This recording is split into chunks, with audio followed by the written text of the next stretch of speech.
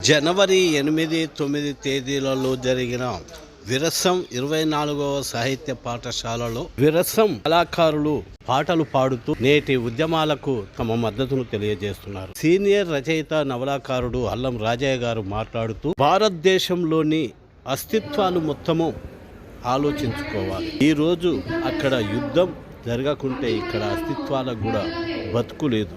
ఇక్కడ అస్తిత్వాలను కూడా పనిచేయటం పెద్ద లెక్క కాదు. అందుకే అస్తిత్వ ఉద్యమాలు కూడా ఐక్యంగా కావటానికి ఆలోచించుకోవాలి.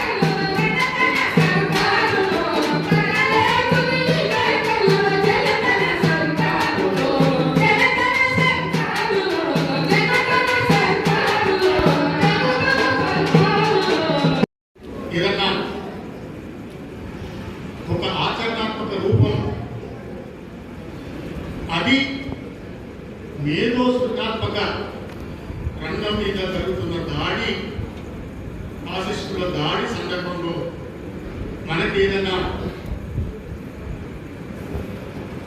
ఒక తాత్కాలికంగానైనా ఒక ఆచరణాత్మకమైన రూపం గురించిన ఒక సంభాషణ సాధారణంగా మాట్లాడే వాళ్ళ కన్నా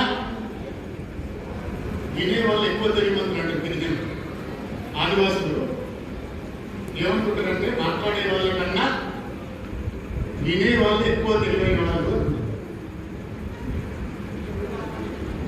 ఆ లెక్కన నేను కూడా నాకన్నా మీకు క్షేత్రస్థాయిలో ఎక్కువ అనుభవం ఉంది అని అనుకుంటున్నాను. అయితే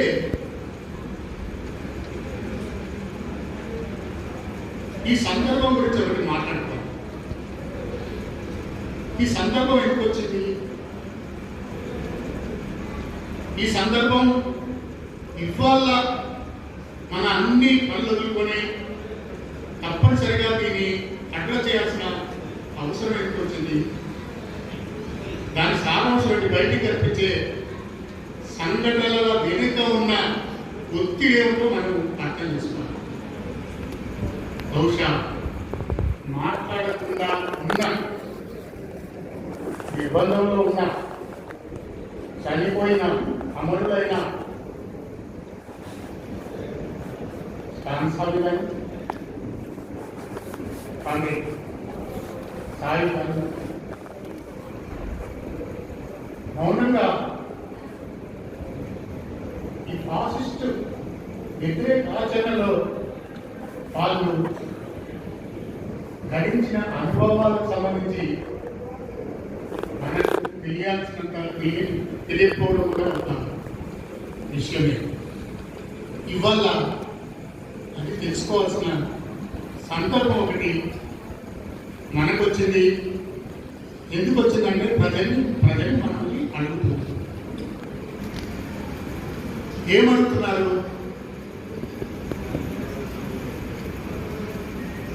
రాజ్యాధికారం కోసం జరుగుతున్న యుద్ధం నిలబడుతుందా నిలబడదా? ఇది ఫండమెంటల్ విషయం. నిలబడితే ఎందుకు నిలబడుతుంది? నిలబడకపోతే ఎందుకు నిలబడదు? ఇది ఈ సందర్భం. దీనికి మనం నిరసంగా జవాబు చెప్పాల్సింది, ప్రజా సంఘాలుగా జవాబు చెప్పాల్సింది. భారతదేశంలో ఉండే డెమోక్రటిక్ ఫోర్సెస్, దాదాపు భారతదేశంలో ఉండే అన్ని రకాల భావజాలాలు ఇవాళ తమ ఆచరణని, తమ మందకొడితనాన్ని వదులుకోవాల్సిన ఒక సందర్భం, స్థలం కాదు అని ఊపి. నేను ఒక మాట చెప్పేసి ముగించేసాడు. నిజంగా యుద్ధం లేకపోతే ఇవాళ ఏ ప్రజాస్వామిక ఉద్యమం నిలబడడానికి ఆస్కారమే లేదు. కనుకనే అదృశ్యంగా ఈ అన్ని విషయాలు మనని ఎక్కడో అక్కడ మనల్ని ఆలోచింపజేస్తున్నాయి. బహుశా అదే మనందరి సృజనాత్మక ఆచరణకు సంబంధించిన ఆలోచన. ఆ ఆలోచనకు సంబంధించిన విషయాలు ఫాసిస్ట్ సందర్భంలో మనం ఇవాళ మాట్లాడుకోవాలి. అంటే